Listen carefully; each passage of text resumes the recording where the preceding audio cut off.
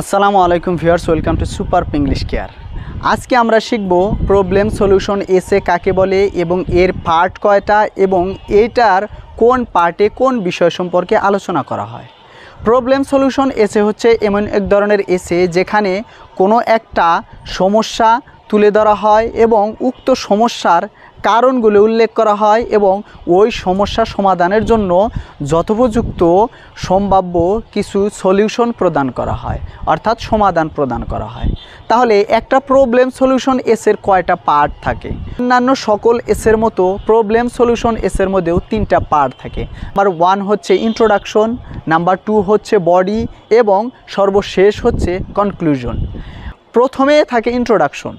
ইন্ট্রোডাকশনের মধ্যে ওই টপিকটা সম্পর্কে একটু প্যারাফ্রেজ করা হয়, অর্থাৎ ওই টপিক সম্পর্কে কিছু বিস্তারিত বর্ণনা করা হয় এবং এর পরে থাকে কি একটা কি কজ এবং আরেকটা কি সলিউশন, অর্থাৎ কোনো একটা সমস্যার প্রধান কারণ কি এবং উক্ত সমস্যা সমাধানের জন্য সম্ভাব্য একটা প্রধান সলিউশন উপস্থাপন করা হয় ইন্ট্রোডাকশনের মধ্যে।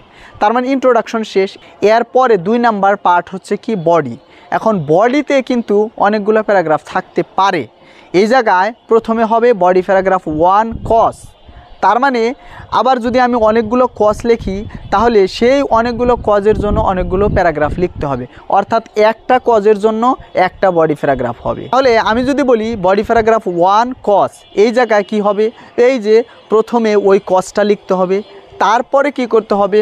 ওই কারণটা এক্সপ্লেইন করতে হবে, মানে একটু বিস্তারিতভাবে লিখতে হবে এবং এরপরে কি করতে হবে? একটা উদাহরণ দিতে হবে।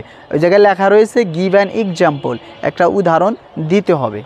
এরপরে বডি প্যারাগ্রাফ 2, বডি প্যারাগ্রাফ 2তে হবে সলিউশন। তার মানে কি এই জায়গায় কি করতে হবে? অনুরূপভাবে ওই সলিউশনটা আগে বর্ণনা করতে হবে, এরপরে বিস্তারিতভাবে ওইটা আলোচনা করতে হবে এবং সর্বশেষে কি করতে হবে? বডি প্যারাগ্রাফটার শেষে, সলিউশনের শেষে কি করতে হবে? ওইটার একটা এক্সাম্পল দিতে হবে। আর সর্বশেষ যে পার্ট রয়েছে সেটা হচ্ছে কনক্লুশন। এখন কনক্লুশনে কি করতে হবে? কনক্লুশনে নতুন কোনো আইডিয়া অ্যাড করা যাবে না, এই জায়গায় কোনো নতুন আইডিয়া আসবে না। এই জায়গায় মূলত এই যে বডি প্যারাগ্রাফগুলোর মধ্যে যে বিষয়গুলো আলোচনা করা হয়েছে এই বিষয়গুলো এই জায়গায় সংক্ষিপ্ত আকারে উপস্থাপন করতে হবে এবং লেখকের যদি মতামত থাকে তাহলে এই জায়গায় পুনরায় ব্যক্ত করবে। আর এইভাবেই আমরা একটা প্রবলেম সলিউশন টেক্সট লিখতে পারি। আর এইরকম ভিডিও কিন্তু আমার ইউটিউব চ্যানেলে দেওয়া রয়েছে, ওগুলা দেখে নিতে পারো। আজকের মতো এখানে শেষ করতেছি। আসসালামু আলাইকুম।